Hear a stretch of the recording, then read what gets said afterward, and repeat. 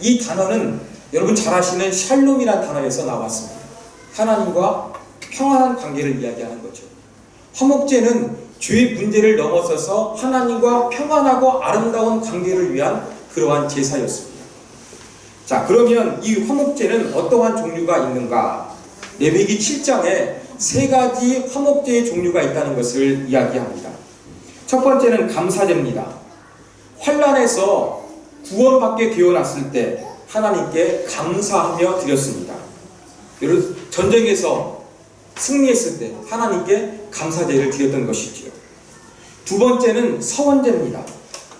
어려운 상황 가운데서 하나님 도와주세요, 도와주시면 이렇게 하겠습니다 하고 서원하는 거예요. 이 대표적인 서원이 아이 낳을 때 드려졌습니다. 삼손이 태어날 때, 사무엘이 태어날 때 이 서원제를 드렸던 것입니다. 그리고 세 번째는 자원제가 있었습니다. 낙헌제라고 하는데 이것은 어떤 위기에 탈출해서 드린 것이 아니라 그저 마음속에서 자원하는 마음으로 드렸던 것입니다. 그런데 신명기 16장 9절 10절에 보면은 7주를 셀지니 곡식의 낫을 대는 첫날부터 7주를 세어 내 하나님 여호와 앞에 77절을 지키되 내 하나님 여호와께서 내게 복을 주신 대로 내 힘을 다하여 자원하는 예물을 드리고 그랬습니다. 이 말씀 속에서 77절은 추수하는 것과 연관되어 있다는 것을 알 수가 있습니다. 그런데 이 추수하는 끝에 77절을 지키면서 자원하는 예물을 드릴 것을 하나님께서 가이드라인으로 제시하고 있습니다. 자, 이러한 화목제를 드릴 때 어떠한 제물을 사용했겠습니까? 화목 제물로는 소, 양, 염소가 사용되었고요. 새 같은 경우에는 사용되지 않았습니다. 수컷인데 흠없이 드릴 수 있었고 경우에 따라서는 암컷도 가능했습니다. 그런데 자원제에 보면 조금 달랐습니다. 여러분 23절에 보면 소나 양의 지체가 더하거나 덜한 것을 너희가 자원 제물로는 쓰려니와 이렇게 말씀하고 있어요. 무슨 말이냐면 서원제를 드릴 때에는 이 제물에 흠이 있으면 안 된다. 그러나 너희가 자발적인 마음으로 제물을 드릴 때에는 조그마한 흠이 있어도 그것은 내가 이해해 주겠다. 이것이 바로 하나님의 메시지인 것입니다. 이 제물을 드리는 사람이 자기 형편에 따라 소나 양이나 염소를 가져와서 하나님 앞에 화목제물로 드리게 했던 것입니다. 자, 그러면 어떤 부위를 드리게 했겠습니까? 제물을 완전히 통째로 태워드린 것이 아니라 제물의 특정 부위만을 하나님께 드렸습니다. 그래서 하나님께 향기로운 냄새가 되게 했던 것이지요. 이 제단에서 태워드렸던 부위는 내장을 감싸고 있는 기름, 콩팥과 콩팥 주위에 있는 기름, 간에 덮은 꺼풀 같은 것을 하나님께 태워드렸습니다. 콩팥도 드렸습니다. 여러분 이런 부위 좋아하십니까? 현대인들은 별로 안 좋아해요. 그런데요, 이 구약에서 가장 좋은 것은 기름으로 여겨졌습니다. 우리는 콜레스테롤 때문에 싫어하지만 이 구약 시대에는 이 동물 중에서 가장 좋은 것은 기름이라는 그러한 의미가 있었습니다. 그래서 하나님 앞에 최고의 것을 드린다는 의미에서 기름을 드렸던 것입니다. 그러면 콩팥은 왜 드렸을까요? 히브리 사람들은 우리하고 생각이 조금 달랐습니다. 여러분의 마음과 여러분의 감정, 여러분의 생각을 다스리는 곳은 어디입니까? 우리는 뇌에서 이것을 활동한다고 생각을 합니다.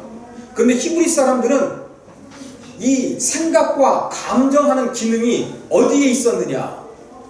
콩팥과 간에 있었다고 그렇게 믿고 있었습니다. 그래서 그들은 하나님 앞에 콩팥을 드렸던 것입니다. 그럼 이게 무슨 의미가 되겠습니까? 여러분 기름을 하나님께 드린다는 것은 최고의 것을 하나님께 드린다는 의미가 있었고, 콩팥을 드린다는 것은 내 생각과 내 감정을 다해서 하나님께 온전히 드린다는 그러한 의미가 있었던 것입니다. 구약시대에는요, 나를 대신하는 것이 제물이었어요. 내가 죽어야 되는데 짐승이 대신 죽는 거였어요.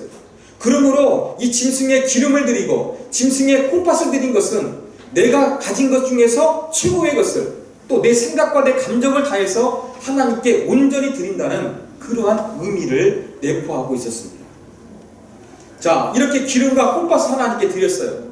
그러면 나머지 짐승의 부위는 어떻게 했을까요? 아까우니까 먹어야 되겠죠. 누가 먹었느냐? 주로 제사를 드린 다음에는 이 제사장이 제물을 먹을 수가 있었습니다. 그런데 이 화목제는 다른 제사하고 약간 독특했습니다. 어떠한 독특함이 있었느냐? 화목제는 제사장만 먹는 것이 아니라 제물을 드렸던 사람이 다시 그것을 받아가지고 자기가 먹을 수가 있었던 특징이 있는 거예요.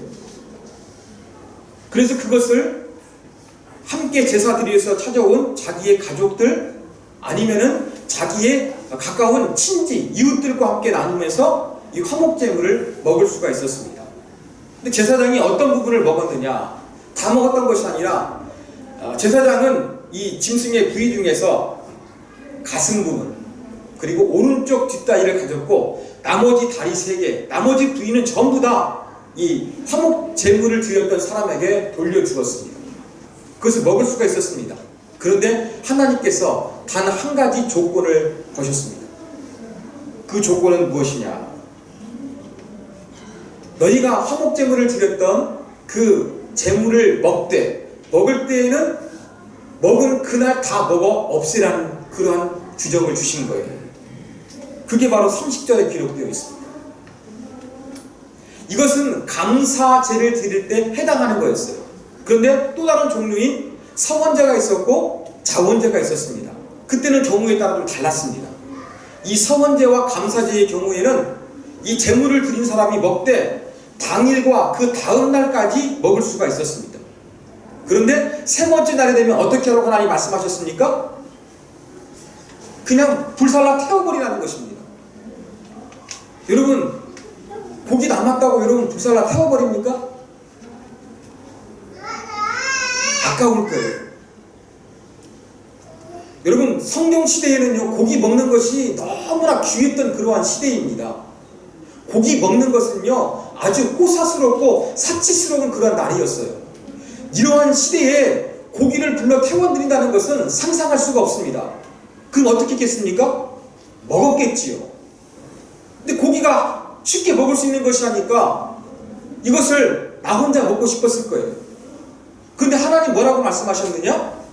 제사드린 당일날 먹든지 서원제와 또 자원제의 경우에는 그 다음날까지 전부 다 먹으라는 것입니다. 고기가 귀하니까 우리는 이런 생각할 수가 있어요. 그 당시에 냉장 기술이 발달되었으면 이것을 조금 저장해 놓으면 얼마나 좋을까. 여러분, 고기 말려가지고 육포를 만들지요. 여러분, 그랬던 것처럼 육포를 만들어서 고기를 저장해 두고 오래오래 먹으면 얼마나 좋겠습니까? 그런데 하나님은 그것을 싫어하셨어요. 그래서 불태우라고 그랬습니다. 만약에 불태우지 않고 이틀이나 3일에 먹게 되면 하나님이 그 제사를 기쁨으로 받지 않으셨어요. 오히려 하나님께 영광이 되는 것이 아니라 제사를 드리러 왔던 사람이 오히려 하나님께 죄를 짓게 되는 역효과가 일어나게 되었던 것입니다.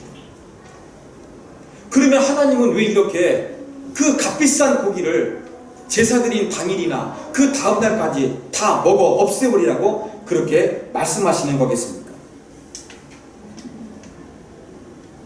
여기에는 하나님의 놀라운 의도가 숨겨져 있습니다.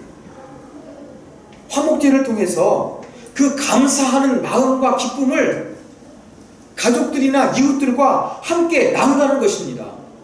만일 여러분이 감사한 일이 생겼어요. 그래서 하나님께 화목제물을 드립니다. 여러분이 기쁜 마음으로 황소 한 마리를 딱 잡았습니다. 하나님 말씀이 무엇입니까? 여러분이 감사제를 드렸으면 그날 다 먹어야 됩니다. 여러분 혼자 다 드실 수 있겠습니까?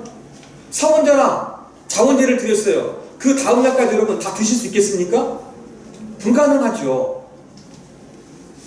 이것은 나눌 수밖에 없는 그러한 구조였습니다. 우리 시대에도 고기가 흔합니다. 살을 빼기 위해서 다이어트하고 난립니다. 그럼에도 불구하고 우리가 회식할 때 고기가 안 나오면 뭔가 허전하지 않습니까? 저희 집에서는요, 우리 애들이 밥을 먹자고 하면은 반찬 뭐야 물어봅니다. 고기라 그러면 얼굴이 방긋, 고기가 없다고 한다 그러면 시무룩해집니다. 고기가 흔한 이 시대에도 고기 먹자고 하면 이렇게 좋아해요. 그런데 고기가 정말로 먹기 힘들었던 그 시대에 고기를 나누어 먹는다는 것은 무엇이 되겠습니까? 말할 수 없는 잔치가 되는 거예요. 너무나 기쁘고 즐거운 날이 되는 거예요. 이것이 바로 화목제였습니다. 화목제는요, 이렇게 제물을 드리고 나서 사람들과 함께 고기를 나누어 먹음으로써 축제가 벌어지는, 잔치가 열리는 그러한 특징을 가지고 있었습니다. 자, 여기에는 하나님의 깊은 의도가 있었습니다. 첫 번째 의도는 무엇입니까? 사람들과 함께 음식을 나누어 먹음으로 말미암아 내가 드리는 제사가 하나님과도 교통이 이루어졌다.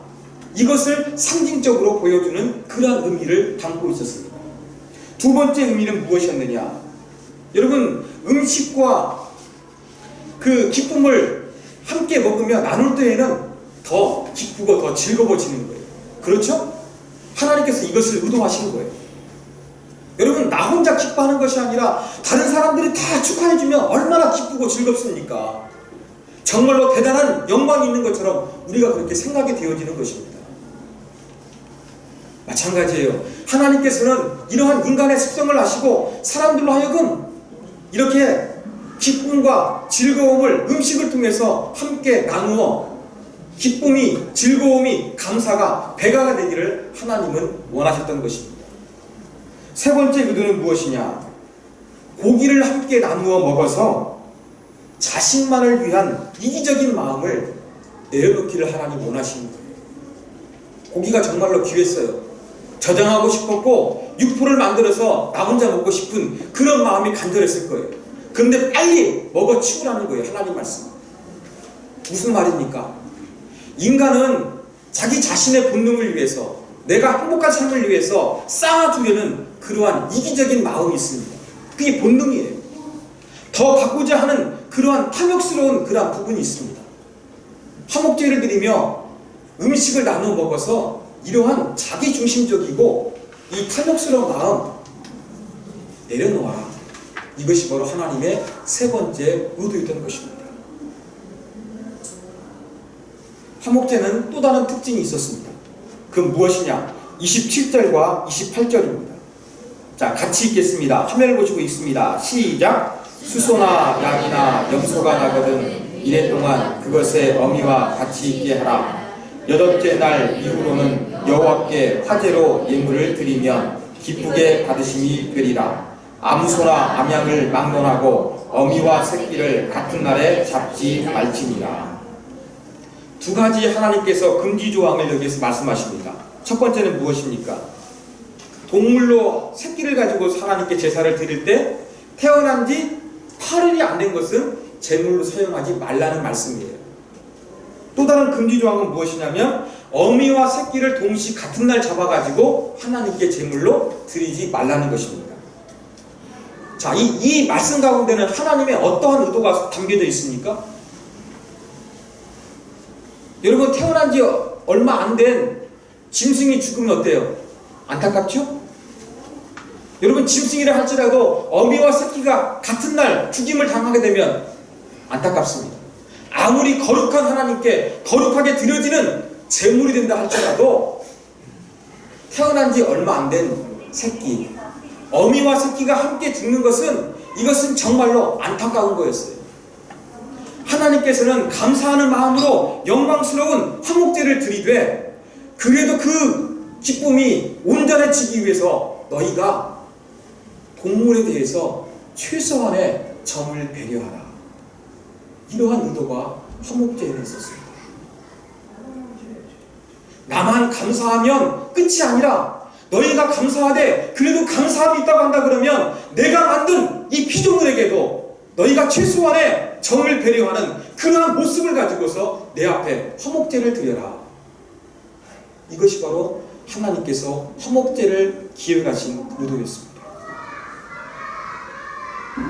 여러분, 제가 지금까지 화목제를 좀 설명드렸습니다. 여러분 어때요?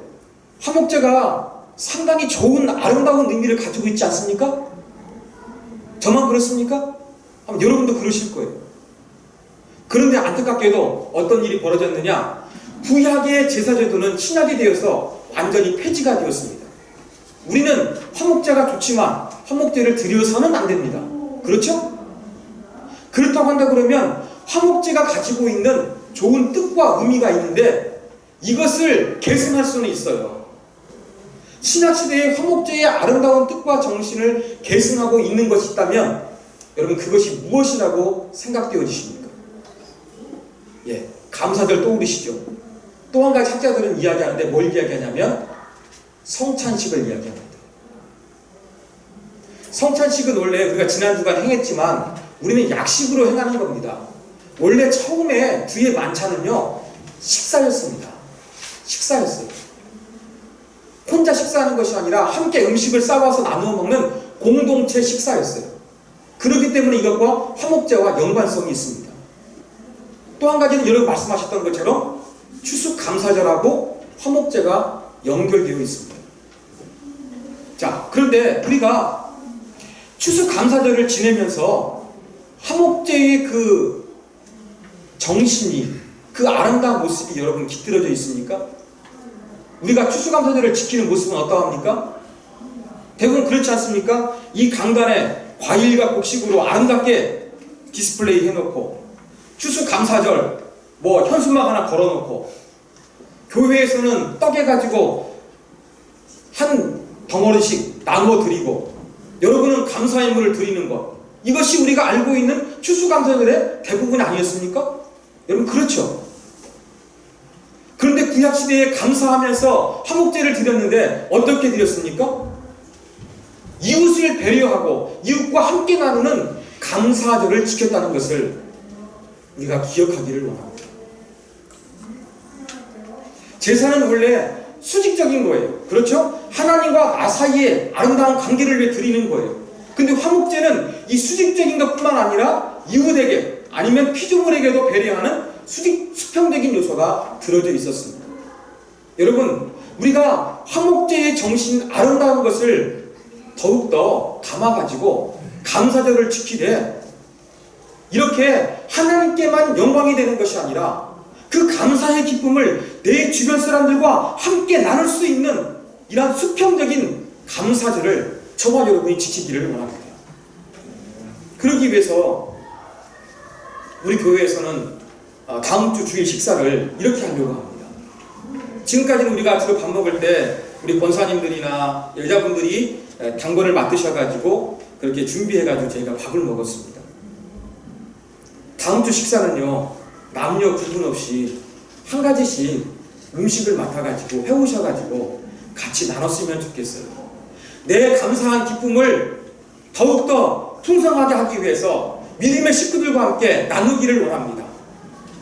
내 욕심, 내 편하게 살고자 하는 마음, 이 탐욕스러운 본성을 내려놓고 함께 나누기를 원합니다. 이러한 의미에서 우리가 음식을 한 가지씩 맡아서 가져와서 우리가 잔치를 벌였으면 좋겠습니다. 또 한 가지, 지난 시간에 제가 광고해 드렸던 것처럼 여러분, 감사절을 지내면서 하나님께만 감사하는 것이 아니라 우리 이웃에게 감사한 마음을 표현했으면 좋겠습니다. 작년 말쯤에 제가 이제 사는 집을 옮기기 위해서 이제 계약을 하려고 가계약금으로 아마 500만 원을 먼저 보냈던 것 같아요. 그리고 이제 그 집주인을 만나가지고 본 계약서를 쓰려고 했습니다. 근데 제가 좀 상황이 바뀌어가지고 이분을 만나가지고 계약을 파기하려고 했어요. 그러다가 제가 이 자초지종을 설명하는 가운데서 제가 목사인 것을 밝혔어요.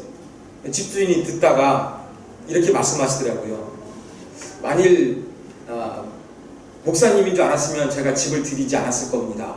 그렇게 이야기하는 거예요. 그러면서 하는 말이 자기 아내가 교회를 열심히 다니는데 너무 열심히 다녀가지고 가족들을 배려하지 않아가지고 목사님이 세입자로 들어온다 그러면 집을 주지 않았을 것이다. 그렇게 이야기를 했습니다. 여러분, 제가 이와 비슷한 이야기를 불신자에게서 들었습니다. 예수 믿는 사람들이 하나님 사랑하고 이웃 사랑해야 되는데 하나님 사랑은 너무 잘하는 거예요. 그래서 하나님께 올인하는 거예요. 그러다가 이웃 사랑을 소홀하게 되는 것입니다. 여러분들 이런 모습들 많이 보지 않습니까? 그러다 보니까 이 다른 사람들은 기독교인들이 하나님만 위하는 이기적인 사람, 다른 사람을 배려하지 못하는 사람, 그러한 사람으로 생각하기가 쉬운 거예요. 이러한 것들을 바꿀 수 있는 것이 무엇이겠습니까? 하나님께 감사하되 그 감사의 기쁨을 이웃과 함께 나누는 거예요. 제가 지난 시간에 말씀드린 대로 우리가 여러분 한 해 동안에 지내면서 하나님께서 만나게 축복을 주셨을 거예요. 만남의 복을 주셔서 여러분에게 좋은 도움을 주셨던 그러한 사람들에게 조그마한 그러한 편지를 써가지고 교회에서 준비한 그 선물을 가지고서 하나님께 감사드리고 여러분은 당신에게도 이러이러한 것 통해서 감사합니다. 그렇게 나누어 주면 여러분 그거 받고 기분 나쁠 사람 있겠습니까?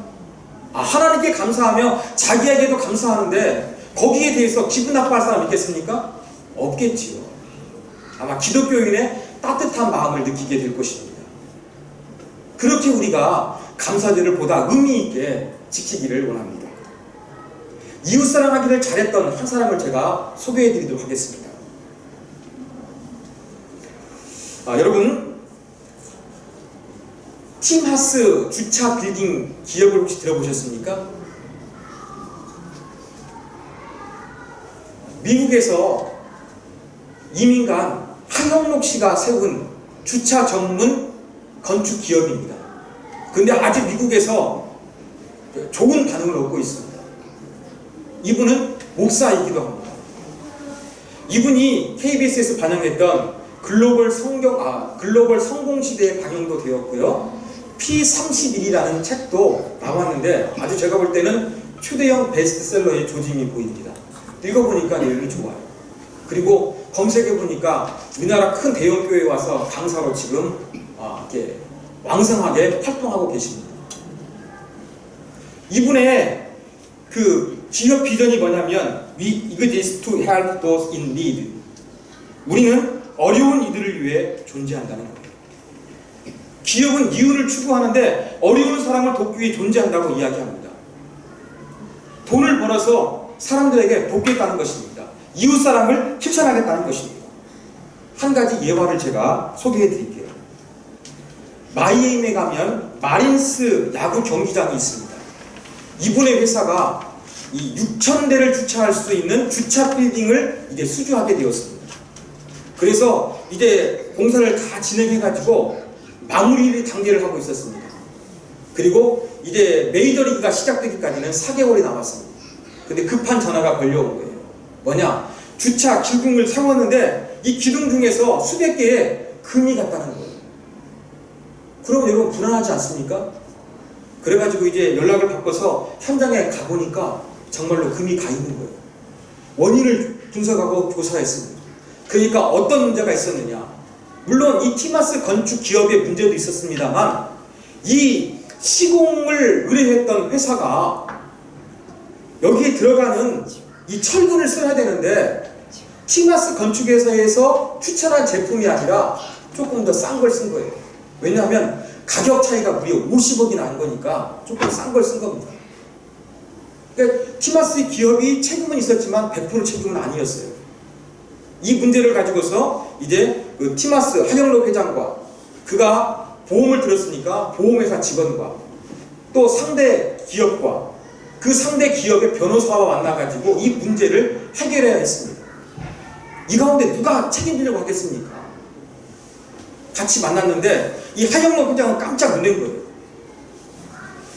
자기 회사 신뢰도 무너지는 것뿐만 아니라 이 마린스 스타디움이 제대로 개장하지 못하면 이 메이저리그 전체 일정에 차질이 있게 되는 그 엄청난 파괴효과가 발생하는 거였습니다. 그래서 함께 모인 자리에서 분쟁인과 소송이 날지도 모르는 가운데서 이 한영무 씨는 이렇게 말했습니다. 누군가 이 문제에 대해서 희생을 해야 된다. 내가 여기에 대해서 책임을 지겠다. 여기에는 한 가지 동의하는 사람이 필요했습니다. 보험회사죠. 근데 보험회사 직원이 한참 생각하더니 100% 보험료를 지급했다고 그렇게 선뜻 말하는 거였습니다. 티마스 기업이면 믿겠다는 것이죠. 그래가지고 이 4개월 안에 보수 공사를 해가지고 메이저리그 일정에 차점 없이 그렇게 개장할 수가 있었다고 합니다. 여러분, 이 보수 공사를 통해 가지고 하영록 회장이 손해본 금액이 얼마인지 아십니까? 25억입니다. 25억이에요. 여러분, 정말로 하나님 믿는 것 때문에 여러분의 책임이 100%도 아닌데 여러분이 25억을 포기하면서 하나님 믿는 사람으로 좋은 모습 보이기 위해서 여러분 그렇게 결단할 수 있겠습니까?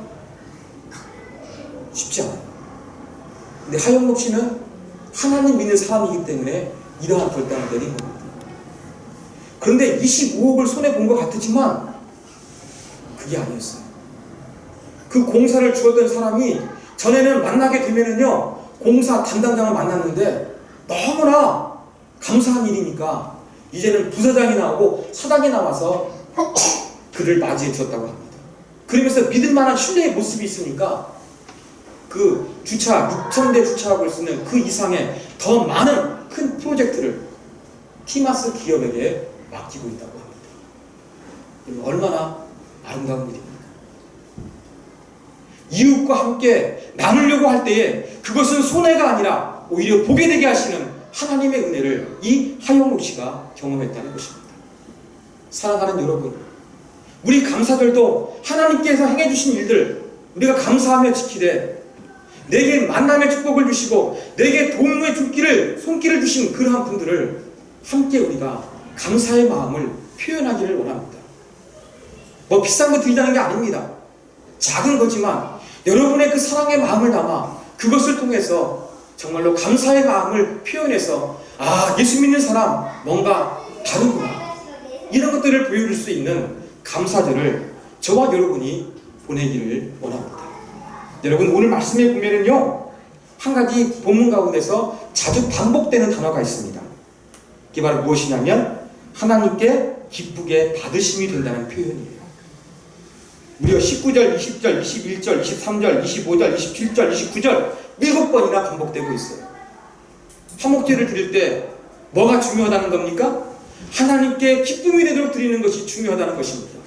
우리가 추수감사절을 지내면서 우리의 다가오는 절기가 아니라 정말로 하나님께 감사한 마음을 표하시고 그 감사한 마음을, 그 기쁨을 이웃 사람들에게도 흘려보낼 수 있는, 아니 피조물에게도 따뜻한 배려를 할 수 있는 그러한 감사절을 저와 여러분이 지키기를 원합니다.